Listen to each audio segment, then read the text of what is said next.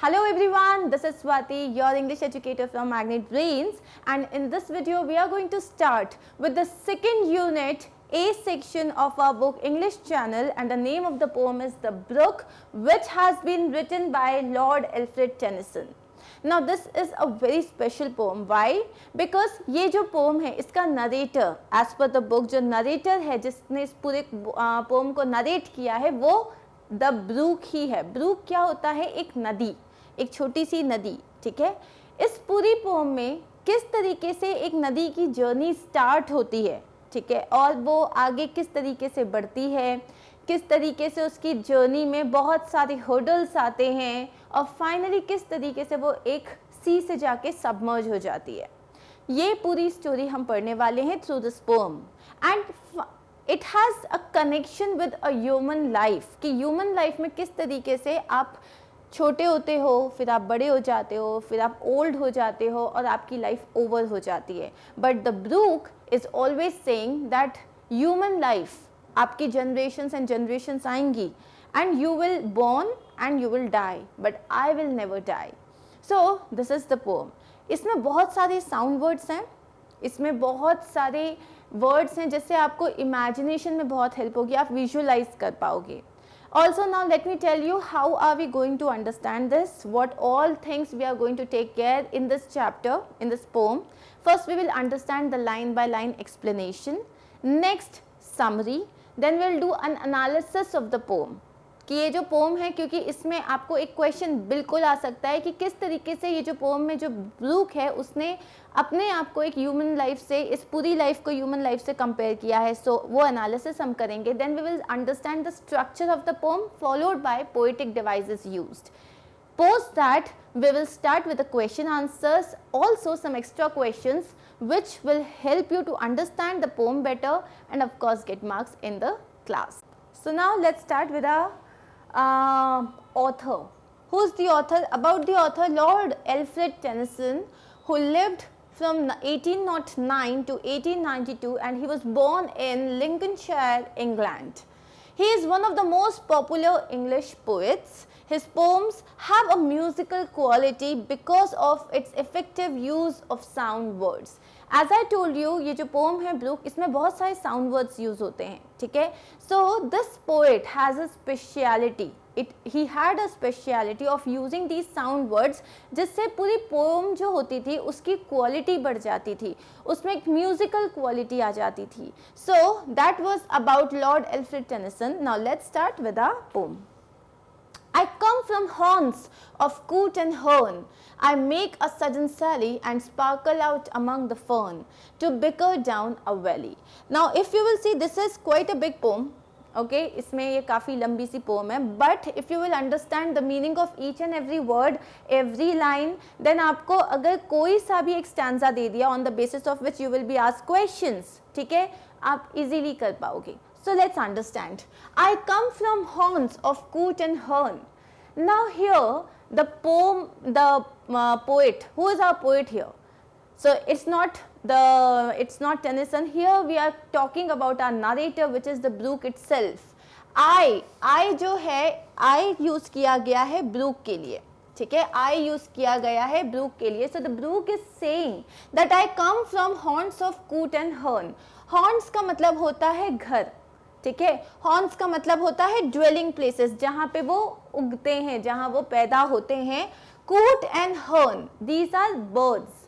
कूट एंड हर्न, तो दीज आर वाटर बर्ड्स, जो वाटर में usually if you have seen white colour की बर्ड्स होती हैं जो बफेलोस के ऊपर भी बैठ जाती हैं. So these are the coots and hern. So I come from horns of coot and हर्न.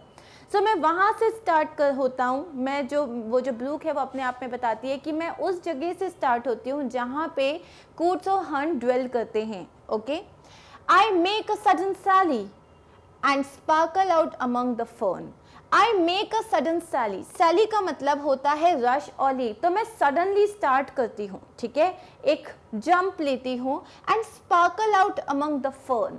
अब फर्न मतलब क्या होता है? ये जो वाटर प्लांट्स होते हैं, ग्रीन प्लांट्स जो होते हैं, जो वाटर में होते हैं, with long stems, leaves like feathers and no flowers. If you will see this is a fern, ठीक है.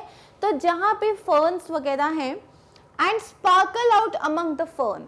Sparkle out among the fern मतलब जब सनलाइट उस पर पड़ रही है, ठीक है, तो जब सनलाइट पड़ रही है और ऊपर पत्तियां हैं तो नीचे पानी में किस तरीके से उसकी परछाई आती है और किस तरीके से पानी चमकता हुआ दिखता है। To bicker down a valley, bicker का मतलब होता है फ्लो और fall with a gentle repetitive noise. तो अब एक वैली है, ठीक है, एक वैली है जहां से ये पानी गिर रहा है, making a lot of noise, making a lot of noise, ठीक है। तो अब इसको हमने एक एक वर्ड समझा है। Now let's understand the explanation.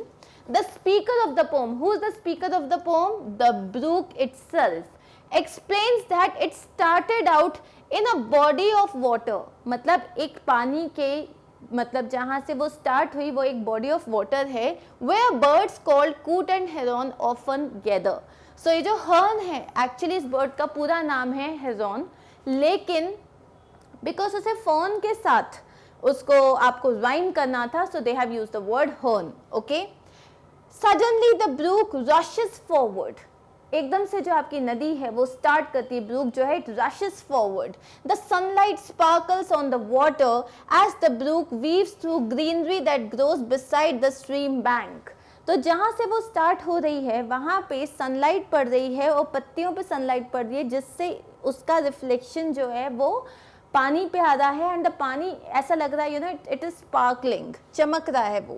The brook then flows into a valley with a lot of noise, फिर वो एक वैली में गिर जाती है, मतलब जो पूरा जो नदी है वो एक वैली में गिर जाती है और बहुत ज़्यादा आवाज़ आती है, पानी ऊपर से गिरता है तो आवाज़ आती है, वही आवाज़ है यहाँ पे, ठीक है। So what is the word bicker down? Bicker मतलब होता है ऊपर से नीचे गिर जाना। By 30 hills I hurry down or slip between the ridges, by 20 thorps a little town and half 100 bridges। अब वो अपनी जर्नी के बारे में बता रही है, that bye 30 hills I hurry down। सो ये जो ब्रूक है वो 30 hills जो है 30 hills से पूरी चले आ रही है, I hurry down. Now see the word hurry. So अभी जो ब्रूक है आपकी वो बहुत एनर्जेटिक है, so it's going on for 30 mountains और slip between the ridges. Ridges मतलब जो बीच में आपके पास जो long narrow race part of the surface, जैसे यहाँ पे इफ़ यू विल सी ये जो इसमें ये जो ढलान होती है, ठीक है, जैसे अगर कोई भी ये माउंटेन है तो उसमें जो ढलान होती है इसको रिज कहते हैं। सो वो फॉल वहाँ से रिजेस से फॉल कर जाती है। By 20 thorps a little town and half a 100 bridges. इसका मतलब क्या हुआ कि अपनी जो पूरी जर्नी है उसमें उसने 20 थॉप्स, थॉप्स का मतलब होता है villages. So English, old English language में उसको आप विलेजेस कहते हो, ठीक है। तो 20 villages, a little town and half a 100 bridges. half a 100 मतलब 50 bridges, right. So let's see the explanation. It hurries down the hills and slips by the high edges of the mountains। मतलब एकदम जो hills हैं, इतने सारे hills हैं, 30 hills हैं, उससे एकदम गुजर के जो valleys है, जो ridges है, उधर से slip कर जा रही है। It passes during its journey, it passes through 30 hills, 20 villages, 50 bridges and a little town। तो ब्रूक जो है अपनी जर्नी के बारे में पूरा बता रही है कि वो उसने अपनी पूरी जर्नी में क्या क्या पास किया है। Till last by Philip's farm I flow to join the brimming river, for men may come and men may go, but I go on forever। अब ब्रूक जो एक बहुत ही छोटी सी जो नदी जैसी है, ठीक है, एक स्ट्रीम ऑफ वाटर है।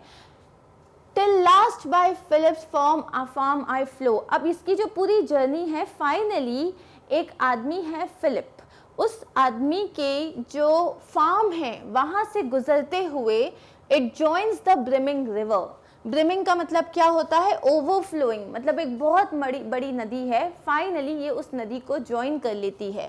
For men may come and men may go, but I go on for ever. Now it is comparing itself with the humans, कि ह्यूमंस जो हैं they get born, they die, but I am going to stay for ever. क्योंकि नदी जो होती है वो बस चली जा रही होती जाती है, वो सूखती है, वो वापस जो ग्लेशियर से वापस पानी निकलता है वो वापस बहने लग जाती है, लेकिन वो कभी ख़त्म नहीं होती है।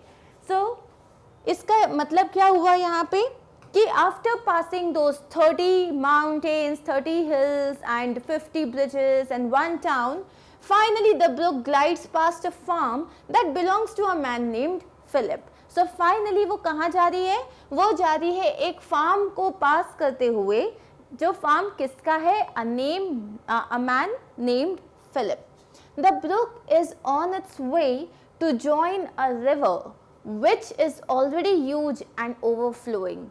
सो ब्रूक अब एक रास्ते में जा रही है जहाँ वो एक बहुत बड़ी नदी को ज्वाइन करने वाली है, which is already really big and it's overflowing. The brook claims that generation after generation of men will come and die but it will flow forever. Book क्या क्लेम, ब्रूक जो है वो क्या क्लेम कर रही है कि men जो है उसकी जनरेशन से जनरेशन आती जाएंगी but I am going to stay here, I am going to live forever. I chatter over stony ways in little sharps and trebles. I bubble into eddying bays. I babble on the pebbles. I chatter over stony ways. अब जब आप बहुत ही पथरीला सा रास्ता है, तो जब नदी एक बह रही होती है तो बहुत रास्ता हमेशा एकदम क्लीन और एकदम सॉफ्ट और स्मूथ तो होता नहीं है. वो जहाँ से भी बह रही है, बहुत पथरीले रास्ते से भी बह रही है, बहुत सारे पत्थर हैं वहाँ पे. तो जब वो एक एक पत्थर से टकरा रही है तो जो आवाज़ हो रही है उसको चैटर कहा गया है, मतलब वो बातें कर रही है. आई चैटर ओवर स्टोनी वेज, पूरे जो स्टोनी वेज हैं वहाँ उसकी बातें हो रही है. In little sharps and trebles, sharps का मतलब क्या होता है? Sudden and shrill voices. In little sharps मतलब एक छोटी छोटी, मतलब श्रिल वॉइसेस में, शार्प और श्रिल वॉइसेस में.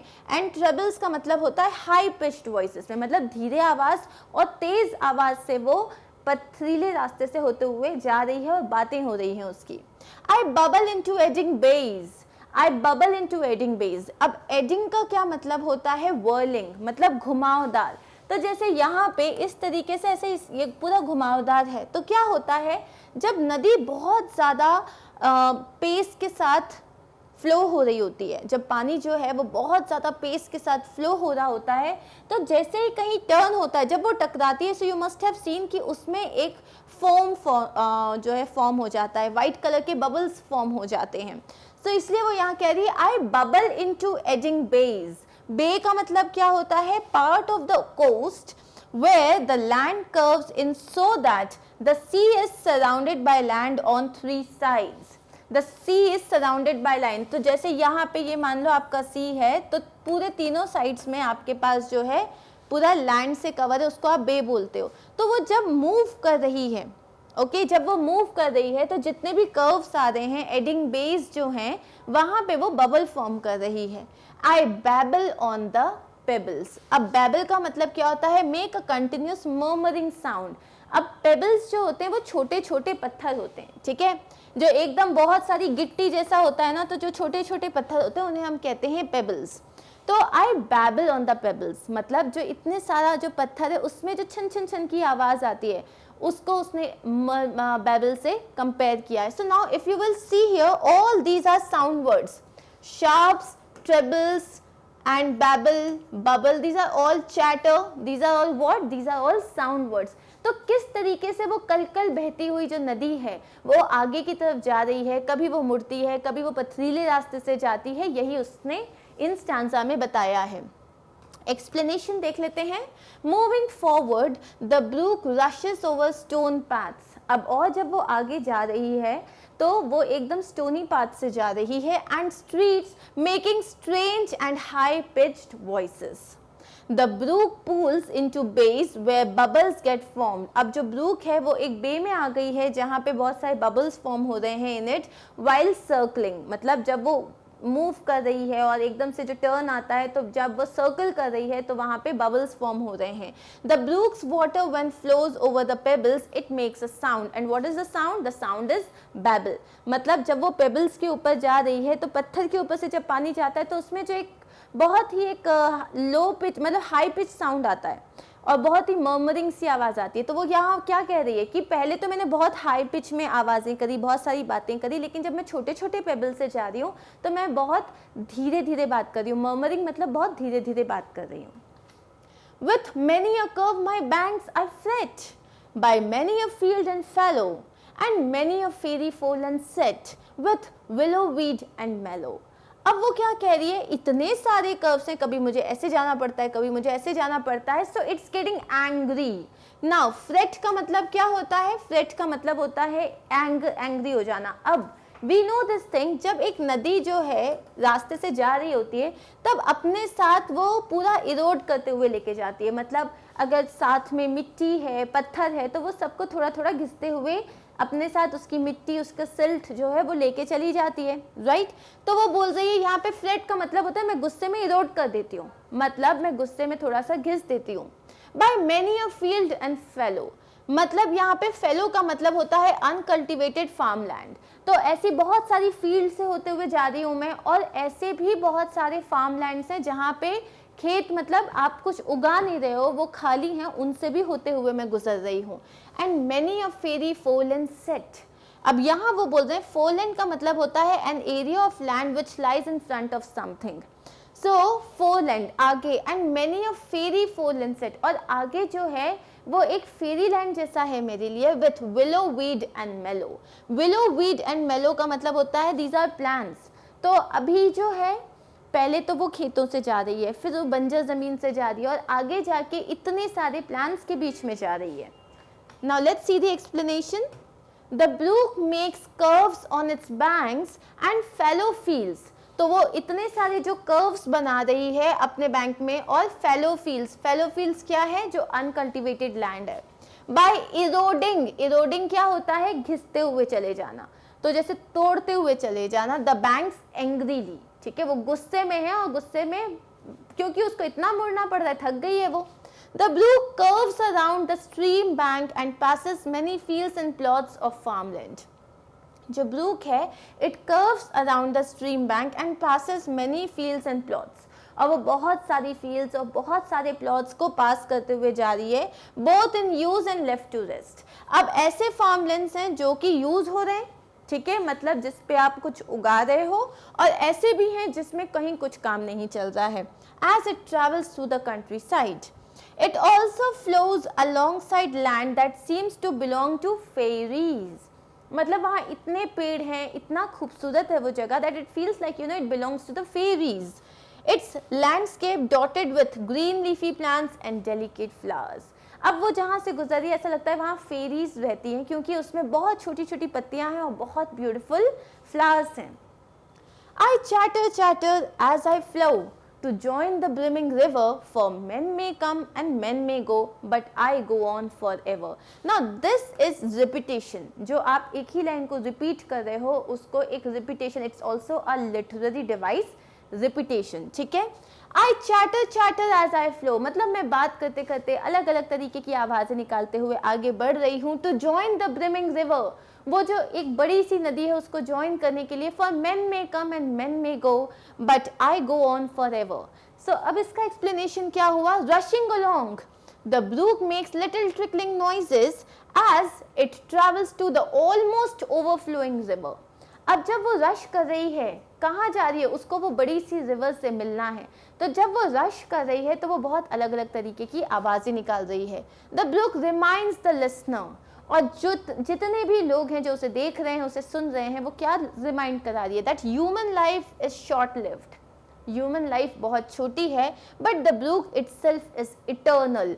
इटर्नल मतलब something that never dies. I wind about and in and out, with here a blossom sailing, and here and there a lusty trout, and here and there a grayling. I wind about and in and out. इसका मतलब क्या हुआ कि मैं जिस तरीके से जा रही हूँ तो हवा जो है वो भी मेरे साथ जा रही है. With here a blossom sailing. Now let's see. The brook moves in a zigzag manner. ठीक है, एकदम नदी स्ट्रेट तो जाती नहीं है, थोड़ा थोड़ा ऐसे मूव करते हुए जाती है, तो वो एक zigzag मैनर में जा रही है. Wind about का मतलब क्या है, एक विंड की तरह चल रही है. It points out a flower drifting along with its waters. अब यहाँ पे जो सेंटेंस लिखा है with here a blossom sailing, मतलब जब ये जा रहा है तो शायद कहीं से एक जो बहुत ब्यूटीफुल सा फ्लावर है वो टूट के इस पे गिर गया है, and it is selling along with the river. And here and there a lusty trout. Now lusty trout is a kind of fish. It's the name of a fish जो कि फ्रेश वाटर जो होता है ना उसमें पाई जाती है. And grayling is also another kind of fish. तो ये अपने साथ जो है उसमें फिशेस भी बह रही हैं, उसमें फ्लावर्स भी बह रहे हैं. सो many lusty trout fish or grayling are found in it. And here and there a foamy flake upon me as I travel, with many a silvery water break above the golden gravel. And here and there a foamy flake. Now what is foamy flake? Foamy flake मतलब जब लहरें जो है बहुत ज़्यादा speed में होती हैं और जब किसी चीज़ से टकराती हैं तो एक तरीके से जो झाग सा बन जाता है, फ्रोथ बन जाता है. ठीक है, अब वो कैसा लगता है जैसे स्नो फ्लेक होता है, स्नो फ्लेक्स जो होते हैं वैसे ही फोमी फ्लेक उसको कंपेयर किया गया है कि जब वो टकरा रही है तो ये फोमी फ्लेक जो है फॉर्म हो रहा है. Upon me as I travel with many a silvery water break above the golden gravel. Gravel का मतलब क्या होता है? गोल्डन ग्रेवल मतलब जो नीचे पूरे पत्थर हैं जो ऑलमोस्ट ब्राउन कलर के हैं, गोल्डन ग्रेवल की तरह हैं वो. ग्रेवल का मतलब पेबल्स एंड स्टोन्स. तो यहाँ वो क्या बोलना चाह रहा है, यहाँ हम फोमी फ्लेक का मतलब देख लेते हैं. Foam is the substance produced when there is contact of something with surfy material. यह हमें पता है, जैसे आपने साबुन के पानी में ऐसे करके कर दिया तो उसमें फोम प्रोड्यूस हो जाता है. This surf material flows along with the brook and appears to be like snowflake. अब यहाँ पे जो वो एकदम फोम फॉर्म हो रहा है उसको उन्होंने स्नोफ्लेक से कंपेयर किया and that's why mixing the two words they have named it as foamy flake. कहना क्या चाहता है वो यहाँ पे? Occasionally the brook's water bubbles up and foams as it journeys towards the river. तब जब ये पूरा रिवर से मिलने के लिए जा रही है तब sometimes it has this foamy flake. The surface of the brook sometimes forms little waves that crash on top of the pebbles. जो सरफेस है ब्रूक का sometimes form little waves. उसमें कुछ वेव्स आ जाते हैं. जब आपकी स्पीड में होती है ब्रूक तो उसमें वेव्स आ जाते हैं जो जोर से पेबल्स से और पत्थरों से टकरा जाते हैं. ठीक है, on top of the pebbles and sand down below in the stream bed. और वापस जाके नीचे जाके बहने लग जाते हैं. And draw them all along and flow to join the brimming river, for men may come and men may go, but I go on forever. Which means the vigorous brook, vigorous मतलब जो बहुत ज़्यादा speed में है, ठीक है, जो एकदम आगे बढ़ी चली जा रही है. The vigorous brook pulls the pebbles. वो अपने साथ इन पत्थरों को भी लेके आ गई है, सैंड पार्टिकल्स को लेके आ गई है. ग्रेवल मतलब पेबल्स और स्टोन्स और फ्लावर पेटल्स और फिश, इन सब को लेते हुए वो आगे बढ़ी चली जा रही है. And rushes to join the large river. So यहाँ जो लिखा हुआ है and draw them all along.